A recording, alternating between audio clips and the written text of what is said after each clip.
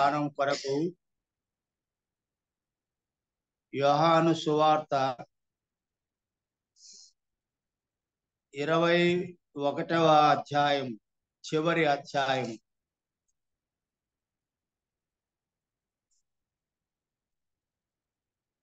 15వ వచనం నుండి 25వ వచనం వరకు చివరి వరకు చదువుకుందాము.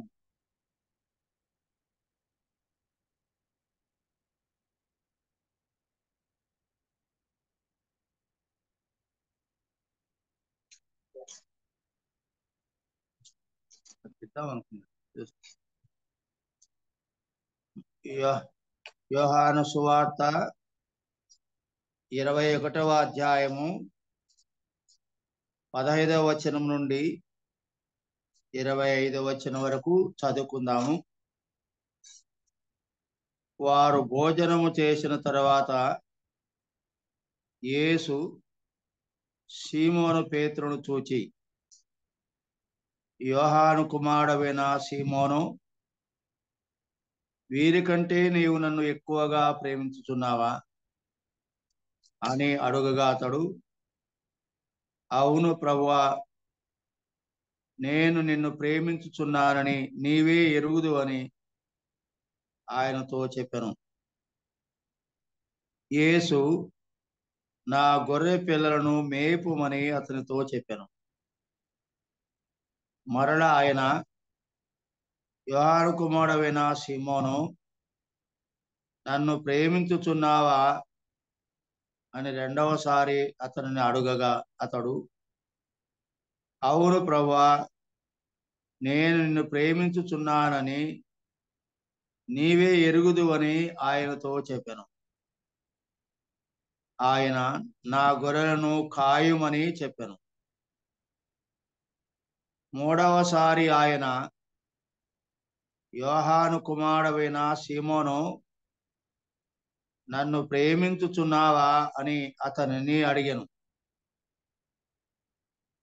నన్ను ప్రేమించుచున్నావా అని మూడవసారి తన్ను అడిగినందుకు పేతురు వ్యసనపడి,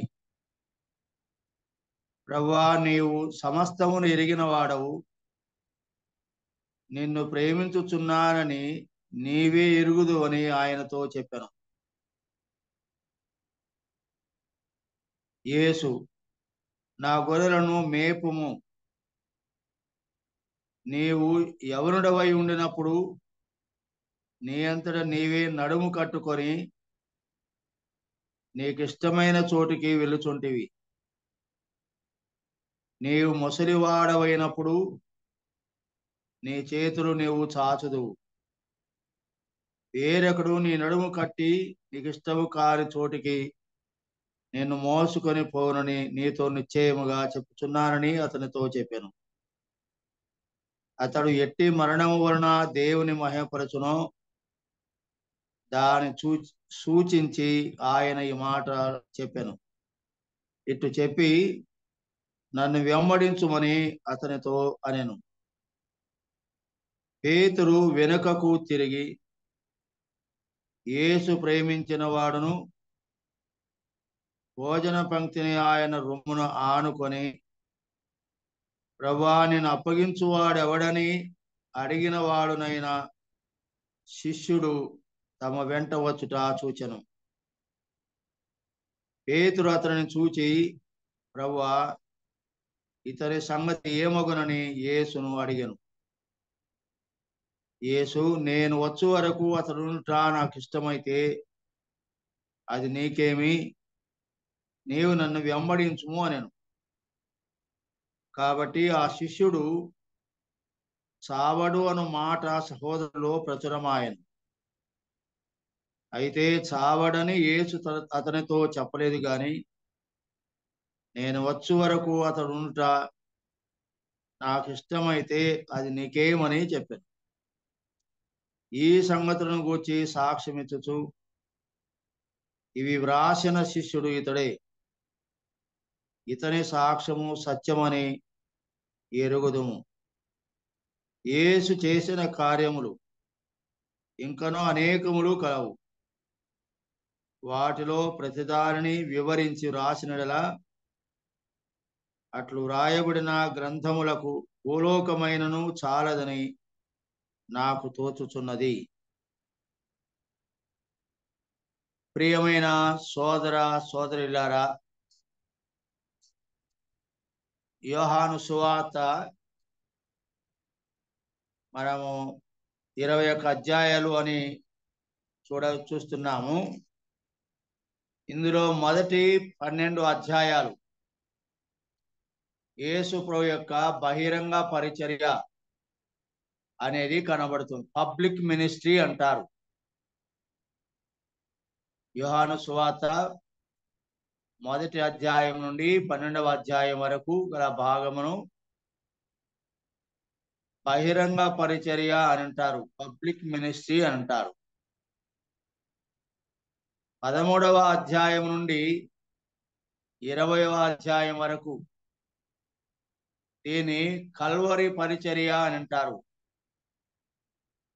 కల్వరి మినిస్ట్రీ అని అంటారు.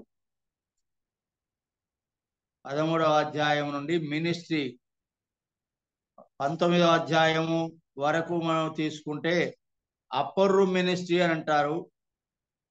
20వ అధ్యాయాన్ని మనం చూస్తే మరి అంటే 18వ అధ్యాయం చివరి వరకు మనము లేదా 19వ అధ్యాయం చివరి వరకు మనం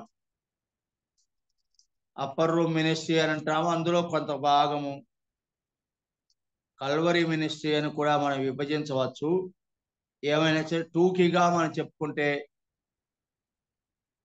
బహిరంగ పరిచర్య మొదటి 12 అధ్యాయాలు కనబడుతుంది. 13, 14, 15, 16, 17, 18 వచనాలు మేడగది పరిచర్య అని మనం చూడవచ్చు. 19, 20 కల్వరి పరిచర్య, శిలువ పరిచర్య అని చూడవచ్చు. కానీ 21వ అధ్యాయం అనేది యోహాను సువార్త 20 అధ్యాయాలకు అదనముగా ఎనెక్జర్ అంటారు.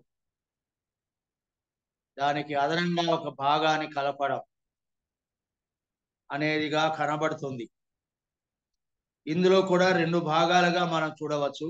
మొదటి 15 వచనాలు, ఒక 14 వచనాలు ఒక భాగం, 15 వచనం నుండి 25 వచనం వరకు మరొక భాగంగా మరి మనం చూడవచ్చు.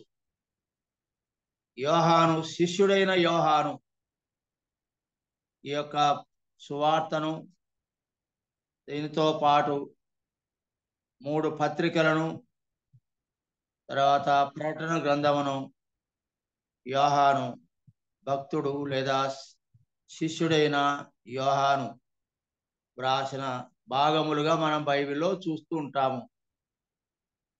మనం చదువుకున్న ఈ వాక్య భాగములో ముఖ్యంగా 2 వ్యక్తులు కనబడతారు. ఒకరు పేతురు, మరొకరు యోహాను. మరొక విశేషమైన సంగతి ఏమిటంటే యోహాను యొక్క పేరు ఎక్కడ ప్రస్తావించబడదు. యోహాను యొక్క పేరు మరి తాను రాసిన యోహాను సువార్త అయినా ఇందులో ఆయన పేరు ఎక్కడ తాను రాసుకోలేదు. ఏమంటాడో చూడండి, కొన్ని మాటలు మనం చూద్దాం. 13వ అధ్యాయం చూడండి, 13వ అధ్యాయం 23వ వచనం. ఆయన శిష్యులలో యేసు ప్రేమించిన ఒకడు యేసు రొమ్మున ఆనుకొనుచుండెను అని మనం చదువుతాం. యేసు ప్రేమించిన శిష్యుడు అంటాడే కానీ యోహానైన నేను అనే మాట అనడు ఎక్కడ. ఈ భాగం ఎక్కడంటే మేడగదిలో ఉన్నప్పుడు, యేసు ప్రభు దగ్గర ఉన్నప్పుడు, అప్పటికి 12 మంది శిష్యులు ఉన్నారు. ఆ తర్వాత ఇస్కరియోతు యూదా బయటికి వెళ్ళిపోతాడు. ఆ సందర్భంలో యోహాను ఈ సువార్త రాస్తున్నా సరే తన పేరు ప్రస్తావన చేసుకోలేదు. ఇది యోహాను యొక్క ఆత్మీయతను చూపించడానికి చక్కని సూత్రం, చక్కని ఒక రుజువు. ఎప్పుడైనా ఆత్మీయుడైన ఒక వ్యక్తి తన పేరు అందరికీ కనబడాలని వినబడాలని ఎప్పుడు కోరుకోడు. పేరు కొరకు, పేరు ప్రతిష్టల కొరకు ఎప్పుడు తాపత్రయపడడు ఆత్మీయుడైన వాడు. యోహాను నుండి మనం నేర్చుకోవాల్సిన పాఠాలు కొన్ని ఉన్నాయి. యోహాను ఆత్మీయుడు, ఆత్మ సంబంధి అని అంటాం. పేతురును శరీర సంబంధి అని అంటాం. ఇస్కరియోతు యూదాను ప్రకృతి సంబంధి అని అంటాం అని బైబిల్లో మనం చూడవచ్చు. ఇక్కడ మనం యోహాను సువార్త చివరి అధ్యాయంలో ఇద్దరు వ్యక్తులను కూర్చిన ప్రస్తావన మనకుంది. ఒకటి పేతురు, రెండవ వాడు యోహాను. ఈ ఇద్దరిలో ఎవరు ఆత్మీయులు, ఎవరు శరీర సంబంధులు అంటే పేతురు శరీర సంబంధి, యోహాను ఆత్మ సంబంధి. మనం కూడా ఓ చిన్న గ్రూపుగా 10 మంది కలిసి వస్తే అందులో అందరూ ఒకే రకముగా ఉండరు. అందులో విభిన్న వ్యక్తులు ఉంటారు. అందులో శరీర సంబంధులు ఎవరు, ఆత్మ సంబంధులు ఎవరు అని మనం చూసుకున్నట్టయితే మనం రోమాపత్రికలో చూడవచ్చు. ఆత్మ సంబంధులైన వారు ఆత్మ విషయముల మీద మనసు పెడతారు, శరీర సంబంధులైన వారు శరీర విషయముల మీద మనసు పెడతారు అని మంచి నిర్వచనం చెప్పాడు. సులభంగా తెలుసుకోగల మాటలు అక్కడ ఉన్నాయి.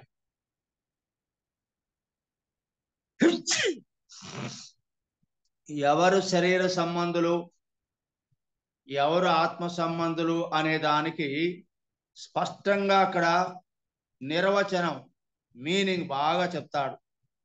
8వ అధ్యాయం చూడండి. రోమాపత్రిక 8వ అధ్యాయము 5వ వచనం. శరీరానుసారులు శరీర విషయముల మీద మనసు పెడతారు, ఆత్మానుసారులు ఆత్మ విషయముల మీద మనసు పెడతారు. అయితే ఏది మేలు, శరీరానుసారమైన మనస్సు మేల, ఆత్మానుసారమైన మనసు మేల? లేదా ఇంకో రీతిగా చెప్పుకోవాలంటే శరీరానుసారమైన మనుషులు మేల, ఆత్మానుసారులైన మనుషులు మేల? ఎవరు మేలు? ఎవరిని మనం ఎక్కువగా ఇష్టపడాలి? శరీరానుసారులైన మనుషులను ఎక్కువగా ఇష్టపడాలా, ఆత్మానుసారులైన వారిని ఎక్కువగా ఇష్టపడాలా? ఎవరిని మనం ఎక్కువగా కోరుకోవాలి? స్పష్టంగా అక్కడ ఉంది కదా, శరీరానుసారులు శరీర విషయముల మీద మనసు పెడతారు, అలాగూ ఆత్మీయులైన వారు ఆత్మ సంబంధులైన వారి మీద మనసు పెడతారు. కాబట్టి మనము ఎవరిని కోరుకోవాలి, ఎవరిని ప్రోత్సహించాలి, ఎవరిని బలపరచాలి, ఎవరిని మనం ముందుకు అంటే గుర్తించాలి అన్నప్పుడు ఆత్మానుసారులైన మనుషులను మనం ఎక్కువగా గౌరవించాలి. ఈ 2 రకముల వ్యక్తులు ఎప్పుడు కూడా మనకు ఎదురవుతుంటారు. సరే, ఇక్కడ యోహాను ఆత్మ సంబంధి అనడానికి కొన్ని రుజువులు, కొన్ని సూచనలు ఉండాలి జీవితంలో. ఇక్కడ ఉండేటువంటి సంగతి మనం చూస్తే 23వ వచనం, 13, 23లో ఆయన శిష్యులలో యేసు ప్రేమించిన ఒకడు, యేసు క్రీస్తు అందరినీ ప్రేమించి అందరినీ ఆయన శిష్యులుగా చేసుకొని, యేసు ప్రభు పక్షపాతం లేనివాడు కదా, ఒకరిని ప్రేమించి ఒకరిని ద్వేషించడం అనేది ఉండదు కదా. అయినను ఆత్మీయులైన వారిని ఎక్కువగా ప్రేమించాడు యేసు ప్రభు.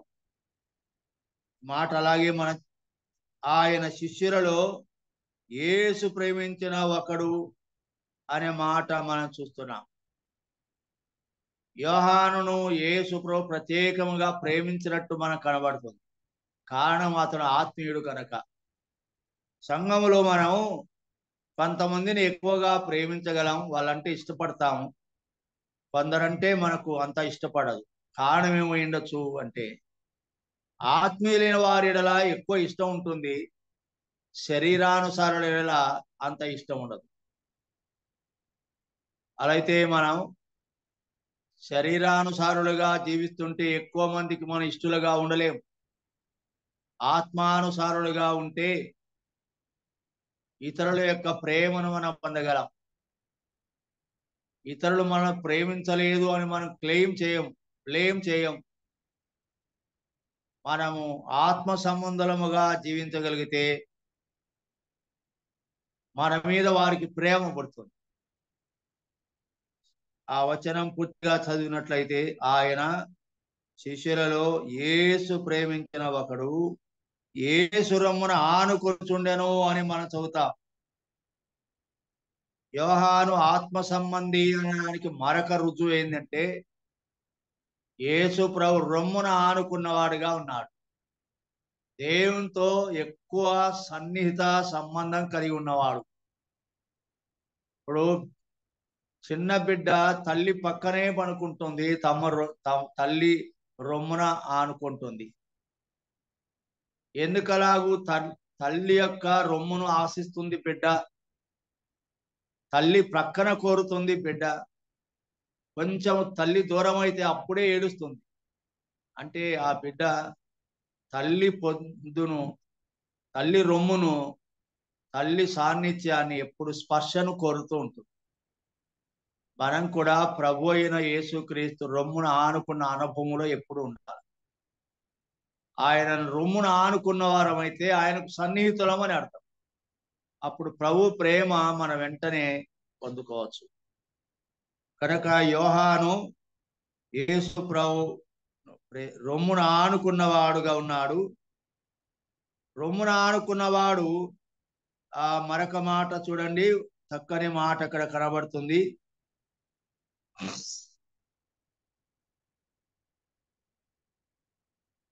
24వ వచనం కూడా చదువుకుందాం.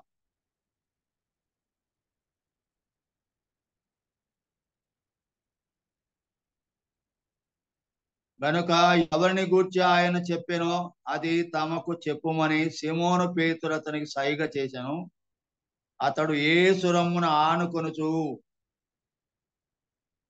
23వ వచనంలో ఆనుకొనును అనే మాట మనం చదివినాము. యేసు రొమ్మున ఆనుకొనుచుండెను అని 23వ వచనంలో చదువుతున్నాము. తర్వాత అక్కడ 25వ వచనంలో అతడు యేసు రొమ్మున ఆనుకొనుచు అనే మాట, యేసు రొమ్మున ఆనుకొనుచు ప్రభువా వాడెవడని ఆయనను అడిగాను, అందుకు యేసు అనే మాట. రొమ్మున ఆనుకున్నాడు, ఆనుకొని ఏం చేస్తున్నాడు? ప్రభువును అడుగుతున్నాడు. ఏం నేను అడుగుతున్నా అంటే, మీలో ఒకడు నన్ను అప్పగిస్తాడని ప్రభు అన్నాడు కనుక ఆ అప్పగించేవాడు ఎవడో తెలుసుకోమని పేతురు యోహానుకు సైగ చేసి అడుగుతాడు కనుక అప్పుడు యోహాను యేసు ప్రభుని అడుగుతాడు, వాడెవడు ప్రభువా, నిన్ను అప్పగించువాడెవడు అని. అంటే రహస్యమైన విషయం, చాలా సీక్రెట్ విషయం, అత్యంత సన్నిహితంగా ఉన్నవారికే చెప్తారు కనుక వాడెవడు అని ప్రభువుని అడుగుతున్నాడు రొమ్మున ఆనుకొని. అంటే ఇలాగ మనం చెప్పుకోవాలి, ప్రభు యొక్క ఆలోచనలు మనం అడిగేవారుగా ఉండాలి, ప్రభు యొక్క చిత్తాన్ని మనం ఎరిగేవారుగా ఉండాలి, రహస్యమైన మర్మమైన సంగతులను ప్రభు దగ్గర అడిగి తెలుసుకోవాలి. ఇవన్నీ కూడా సీక్రెట్ గా చెప్పే విషయాలు, బయటికి ఓపెన్ గా చెప్పలేదు. నాతో కూడా భోజనం చేసిన వాడే నన్ను అప్పగిస్తాడు అని ఇండైరెక్ట్ గా, పరోక్షంగా అన్నాడు, మర్మంగా అన్నాడు. కానీ అంటే మర్మమైన విషయాన్ని తెలుసుకోవాలంటే ప్రభుకు సన్నిహితంగా ఉండేవారికే సాధ్యమవుతుంది. కనుక యోహాను ప్రభు రొమ్మున ఆనుకున్నవాడై ఆలోచన అడుగుతున్నాడు, ప్రభువా వాడెవడు, నిన్ను అప్పగించేవాడెవడు అన్నప్పుడు దేవుడు దాచుకోకుండా యోహానుకు చెప్పాడు. చూశారా, యోహాను ఆత్మీయుడు అనే దానికి ప్రభు రొమ్మున ఆనుకున్నవాడని ఒక మాట, ప్రభు యొక్క ఆలోచనను అడుగుతున్నాడని ఒక మాట, మర్మమైన విషయాలను తెలుసుకోవడానికి అత్యంత సన్నిహితముగా సామీప్యముగా ఉంటూ రహస్యముగా మరి యేసు ప్రభువును అడిగి తెలుసుకుంటున్నాడు ఎవడు అనే మాట. వాని మీద వీని మీద అనుమానపడి వాణ్ణి వీని మీద నెపమేసి నువ్వా నువ్వా నువ్వా అని అడిగి లేదు లేదు నువ్వేలే చేసింది నువ్వేలే ఆ ప్రభు అన్న మాట నిన్ను గుర్చలే అని అలా వాదన పెట్టుకోలేదు. రహస్యముగా ప్రభుని అడుగుతున్నాడు కనుక యోహాను ఆత్మీయుడు. మనం కూడా ప్రియులారా ఆత్మీయులుగా ఉండగోరే మనము ప్రభు రొమ్మును ఆనుకునేవారుగా ఉండాలి, ప్రభువును అడిగేవారుగా ఉండాలి. రహస్యమైన విషయములను మర్మమైన విషయములను బహిర్గతము చేయకూడని విషయములను ప్రభు యొక్క సన్నిధిలో ప్రభు దగ్గర అడిగి మనం తెలుసుకోవడం ఆత్మీయతను సూచనగా మరి మనం చూడవచ్చు. ఇలా ఉండగా మరి యోహాను మరి యేసు ప్రభు యొక్క రొమ్మును ఆనుకున్నవాడుగా అనేక సార్లు మనకు కనబడుతుంది. చూడండి 20వ అధ్యాయం, ఇదే యోహాను సువార్త 20వ అధ్యాయములో కూడా మనం ఆ మాట చదువుకోవచ్చు. మనం 2వ వచనం చూడండి. కనుక ఆమె పరిగెత్తుకొని సీమోను పేతురు వద్దకును యేసు ప్రేమించిన మరియొక అనే శిష్యుని యొద్దకును వచ్చి ప్రభువును సమాధి నుండి ఎత్తుకొని పోయిరి, ఆయన ఎక్కడ ఉంచిరో ఎరుగమని చెప్పారు. ఇక్కడ మనం గమనించినప్పుడు సమాధి దగ్గర వచ్చినప్పుడు ఇక్కడ కూడా యోహాను రాస్తున్న మాట ఏమని రాస్తున్నాడు? యేసు ప్రేమించిన ఆ మరియొక శిష్యుని యొద్దకు వచ్చి యేసు ప్రేమించిన శిష్యుడు అన్నాడు కానీ యోహానైనా నన్ను అనే మాట అనలేదు. ఎక్కడ చూసినా కూడా యేసు ప్రేమించిన శిష్యుడనే రాసుకున్నాడు కానీ పేరు ఎక్కడ రాసుకోలేదని మనం గమనించాలి. అట్లయితే మన జీవితాల్లో కూడా మనం ఆత్మీయులముగా కనబడే ఆత్మీయములుగా ఉండగోరే మనం కూడా ఎవరం కూడా మన పేరు కనబడాలని కానీ మన పేరు వినబడాలని కానీ ఎప్పుడు మనం కోరుకోకూడదు. మన పేరు ఎక్కడ వ్రాయబడాలని, మన పేరు ఎక్కడ బోర్డులో వేయాలని, మన పేరు ప్రకటించాలని, మన పేరు అనౌన్స్ చేయాలని, మన పేరు అన్ని చోట్ల కనబడేట్టుగా ఉండాలని ఇటువంటి కోరిక ఇటువంటి ఆలోచన మనకెప్పుడు కూడా లేకుండా ఉండుట ఆత్మీయులము అనే దానికి ఒక మంచి రుజువు. అందరి పేర్లు చెప్పినారు, నా పేరు చెప్పలేదు. అందరు నన్ను పేరు పెట్టి పిలుస్తారు, నాన్నంటే పిలవరు.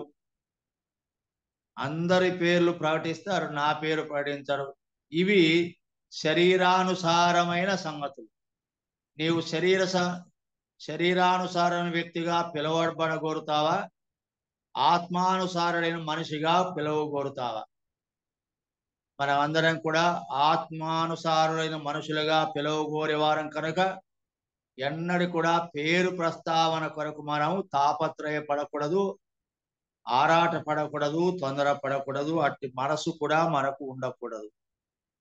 సరే, ఇప్పుడు మనం యోహాను సువార్త చివరి అధ్యాయానికి మనం 11వ అధ్యాయానికి వచ్చినప్పుడు ఈ పేతురును అంటే యేసు ప్రభు లేపబడిన తర్వాత ఆయన సజీవుడైన తర్వాత శిష్యులైన వారు చేపలు పట్టడానికి వెళ్ళడం జరిగింది. అది మొదటి భాగంలో మనం 1వ వచనం నుండి 14వ వచనం వరకు మనం గమనించవచ్చు. ఆ చేపలు పట్టుకొని తిరిగి సముద్రం ఒడ్డుకు వచ్చినప్పుడు వారు కలిసి భోజనం చేస్తున్నారు. అక్కడ చూడండి 12వ వచనం, చేపలు అంత విస్తారముగా పడినను వల పిగలలేదు. యేసు రండి భోజనము చేయడని వారితో అనెను. ఆయన ప్రభు అని వారికి తెలిసినందున అనే మాట. భోజనం చేద్దురండి అంటే రాత్రంతా వారు సముద్రములో చేపలు పట్టడానికి వెళ్ళి చేపలు పట్టుకొని పెద్ద పెద్ద చేపలు దాదాపుగా మరి 153 చేపలు పట్టుకొని వారు సముద్ర పూటకు వచ్చారు. అలసిపోయి వచ్చారు.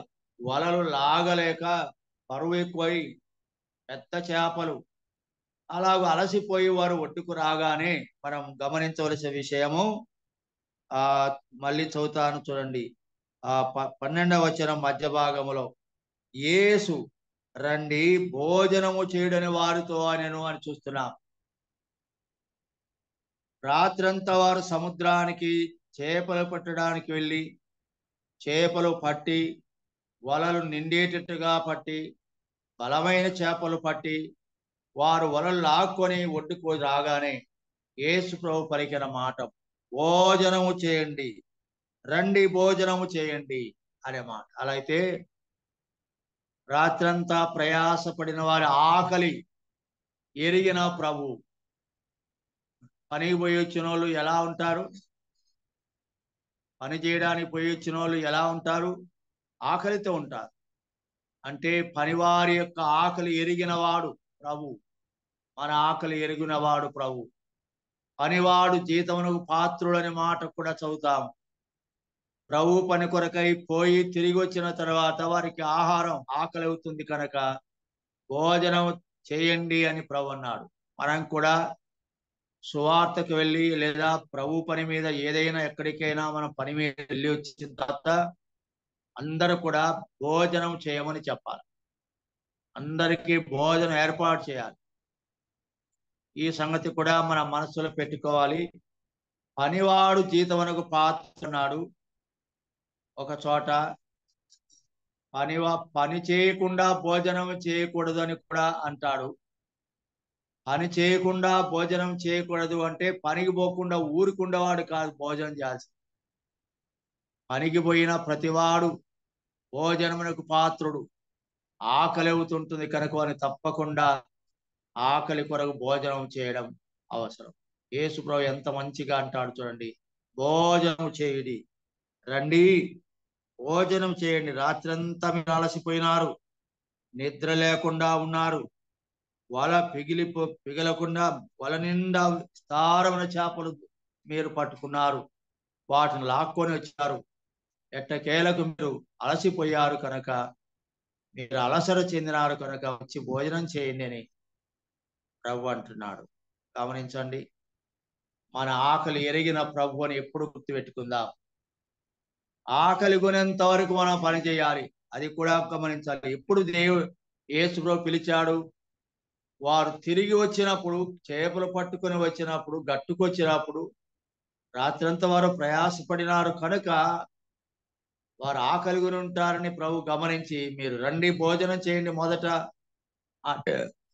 అంటే పని చేయని వారిని కాదు, పని చేయని వారి విషయం కాదు, ఇక్కడ పని చేసి వచ్చిన వారి విషయం అలా ఈ సంగతులు కూడా గమనించాలి. ఊరక కాలక్షేపం చేసే వారందరికీ భోజనాలు పెట్టమని కాదు, పనికి పోయి వచ్చిన వారికి భోజనం, అలసిపోయి వచ్చిన వారికి, ఆకలి కొని వచ్చిన వారికి, ప్రయాసపడి వచ్చిన వారికి భోజన ఏర్పాటు. ఈ పరిచర్యను మనం కొనసాగించాలి. ఇప్పుడు రండి భోజనం చేసిన తర్వాత అని 15వ వచనములో మనం చూస్తాం. భోజనము చేసిన తర్వాత యేసు సీమోను పేతురును చూచి, భోజనం తిన్నారు, బాగా తృప్తిగా తిన్నారు, ఆకలి తీర్చుకున్నారు, విశ్రాంతి తీసుకున్నారు, ఆరాముగా అన్నట్టు యేసు ప్రభు శిష్యులతో మాట్లాడుతూ పేతురు దగ్గర వచ్చి ముందు ఏమన్నాడు? సీమోను పేతురును చూచి, యోహాను కుమారుడైన సీమోను, వీరికంటే నీవు నన్ను ఎక్కువగా ప్రేమించుచున్నావా అని అడుగుతున్నాడు. వీరికంటే నన్ను ఎక్కువగా ప్రేమిస్తున్నావని 3 సార్లు పేతురును అడుగుతాడు. ప్రియులారా, మనల్ని కూడా ప్రభు అడుగుతున్నాడు. వీరికంటే పక్కన ఉన్న వారికంటే నువ్వు ప్రేమిస్తున్నావా నన్ను అనలేదు. వీరికంటే నువ్వు ఎక్కువగా ప్రేమిస్తున్నావా? అందరూ ప్రేమిస్తున్నారు, నువ్వు కూడా ప్రేమిస్తున్నావు, కానీ నేను అడిగేది అది కాదు. వీరికంటే నువ్వు ఎక్కువగా ప్రేమిస్తున్నావా అని అంటున్నాడు. ఎందుకు పేతురును మాత్రమే అలాగ అడుగుతున్నాడు అంటే, యేసు ప్రభు మరి మీలో ఒకడు నన్ను అప్పగిస్తాడు, నేను మీ కొరకు ప్రాణం పెడతాను, నేను చనిపోతాను, మూడో రోజున లేస్తాను అని ప్రభు ముందుగా చెప్పినప్పుడు, అందరూ నిన్ను మరచినా, అందరూ నిన్ను విడిచినా, నేను నిన్ను విడవను ప్రభువా అని ముందే కొంచెం తొందరపడి నేను చేసేస్తాను, నేను ఎప్పుడు విడవను అని చాలా భరవసగా చెప్పినట్టుగా చెప్పాడు. అది మనసులో పెట్టుకొని ప్రభు, ఇప్పుడు చెప్పు పేతురు, ఇప్పుడు చెప్పు, వీరికంటే నన్ను ఎక్కువగా ప్రేమిస్తావా అని అంటే, అవును ప్రభువా అన్నాడు. మొదటోసారి చూడండి ఏమన్నాడు, నీవు నన్ను ఎక్కువగా ప్రేమించుచున్నావా వీరికంటే అన్నప్పుడు, అవును ప్రభువా నేను నిన్ను ప్రేమించుచున్నాను, నీవే ఎరుగుదు అని ఆయనతో అన్నాడు. మంచిది, నీవు నన్ను ప్రేమిస్తున్నాను అంటున్నావు కదైతే ఒక పని చెయ్యి. ఏం పని? నా గొర్రె పిల్లలను మేపుము. గమనించండి, ప్రేమించుచున్నాను అనే దానికి ఏంటి రుజువు? ఏమిటి రుజువు? యేసు ప్రభు అన్నాడు, నీవు నన్ను ప్రేమించుతా ఉంటే ఇదిగో ఈ పని చెయ్యి, అప్పుడు నువ్వు ప్రేమించినట్టు. ఏ పని? నా గొర్రెలను మేపుము, నా గొర్రె పిల్లలను మేపుము అన్నాడు. చిన్న చిన్న పిల్లలు ఉన్నాయి, గొర్రె పిల్లలను మేపుము అన్నాడు. ఉదాహరణగా సండే స్కూల్ పిల్లలు ఉన్నారు. సండే స్కూల్ పిల్లలకు సండే స్కూల్ పాఠములు చెప్పి పిల్లలకు నేర్పుతూ పిల్లలకు పరిచర్య చేస్తున్నటువంటి సోదరులు ప్రభువును ప్రేమించినట్టే కదా. నీవు నిజముగా నన్ను ప్రేమించువాడవైతే ఇదిగో ఈ పని చేయి, సండే స్కూల్ నీకు అప్పగిస్తున్నాను, సండే స్కూల్ పిల్లలను మరి ఆత్మీయంగా వాళ్ళను నడిపించండి, సండే స్కూల్ పరిచర్య చేయండి అన్నట్టుంది. గొర్రె పిల్లలను మేపుమంటే పిల్లలు అక్కడ గొర్రె పిల్లలు. గమనించండి, సండే స్కూల్ టీచర్స్ సోదరీలు, మీరు ప్రభువును ప్రేమించేవారు అనే దానికి ఒక సూచన. సండే స్కూల్ పరిచర్య చేసే సోదరీలు ప్రభువును ప్రేమించుచున్నారు అనే దానికి ఒక రుజువు ఏమిటి అంటే, మీరు సండే స్కూల్ పరిచర్య చేయడం. గుర్తుపెట్టుకోండి.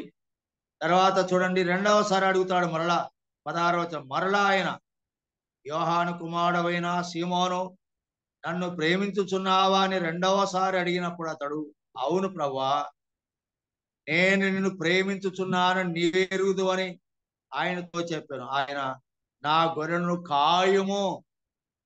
అలాగే గొర్రె పిల్లలని ముందన్నాడు కదా, ఇప్పుడు ఏమంటాడు? గొర్రెలను కాయం, పెద్ద గొర్రెలు.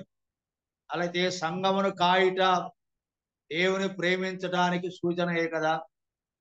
సంఘాన్ని కాసే బాధ్యతను ప్రభు కొందరికి అప్పగించినప్పుడు మనం సంఘాన్ని కాస్తున్నామంటే అర్థం దేవుని ప్రేమిస్తున్నామని అర్థం.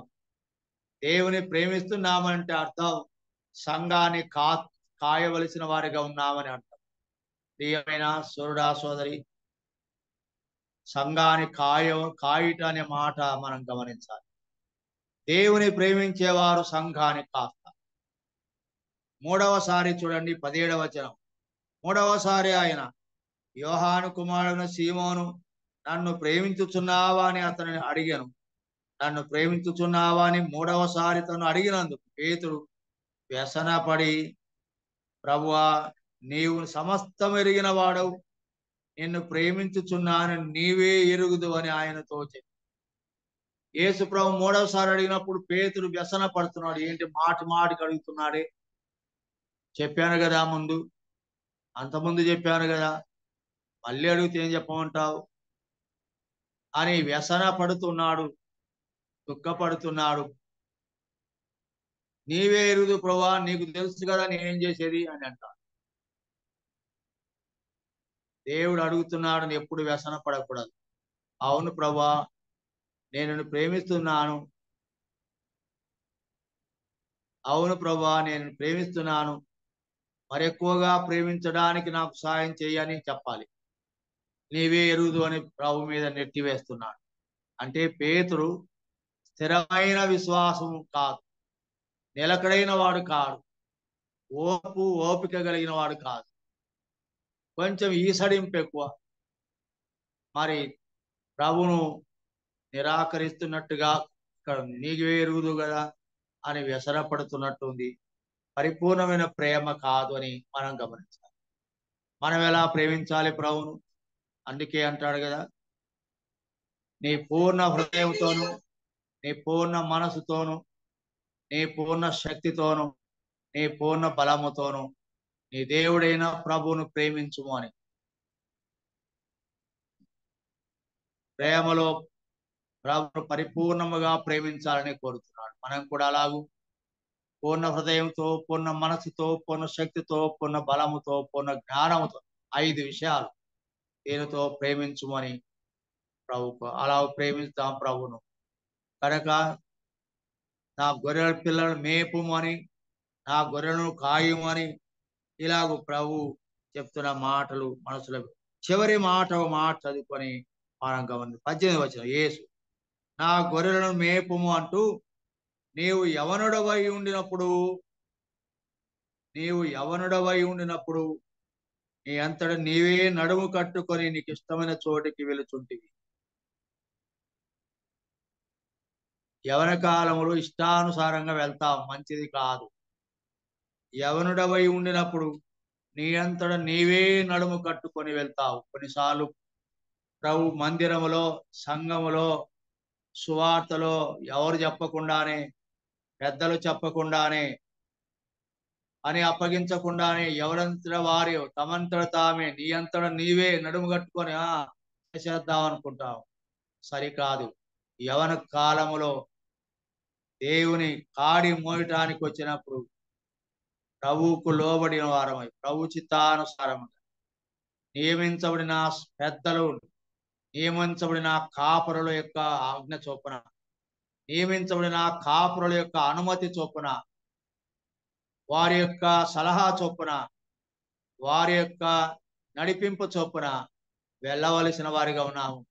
నీ అంతట నీవే ఏ పని చేయకూడదు అని అర్థం.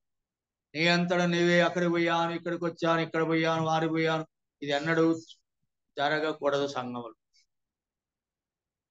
ఆ మాట హెచ్చరిక మనకు. నీ అంతట నీవే యవనుడవై ఉండినప్పుడు నీ అంతట నీవే నడుము కొట్టుకొని నీకు ఇష్టమైన చోటుకి వెళ్ళుచుంటుంది. అది దేవునికి ఇష్టమైనది కాదు. యవన ప్రాయంలో సేవ కొరకు ఆసక్తిగా వచ్చేవారు మీరెవరు అయినా పెద్దల నాయకత్వంలో, పెద్దల సలహా మేరకు, పెద్దల సూచన మేరకు, పెద్దల కోరిక మేరకు, పెద్దలను అనుసరించి, వారి విశ్వాసమును అనుసరించి నడుచుకోవాలి. కానీ యవనస్తులు ఎవరంతట ఎవరికి వారి అన్నట్టుగా నీ యవన కాలమున నీ అంతట నీవే నడుము కట్టుకొని నీ వెళ్తుంటివి అని హెచ్చరిక చేస్తున్నాడు. ఒక రోజు వస్తుంది ముసలితనం. ఆ ముసలితనం అందు నీ చేతులు నీవే చాస్తావు. వేరొకరిని నడుము కట్టుకొని నీ నడుము కట్టి నీకు ఇష్టం కాని చోటికి తీసుకొని పోతాడు. నువ్వు ప్రభు చేతిలో ఉండాలి, పెద్దల అనుమతిలో ఉండాలి, పెద్దలను అనుసరించేవాడు ఉండాలి. అప్పుడు క్రమంగా ఉంటాను. లేకపోతే నిన్ను వేరొక లాక్కొని పోతారు అని వాక్యం చెప్తుంది. కాబట్టి ఉదయకాలం ఒక్క మాట అయినా గుర్తుపెట్టుకుందాము, ప్రభువును ప్రేమించు వారము అనే మాట. యేసు ప్రభు 3 సార్లు ప్రశ్న అడిగాడు, నువ్వు నన్ను ప్రేమిస్తున్నావా? నీవు నన్ను ప్రేమిస్తున్నావా?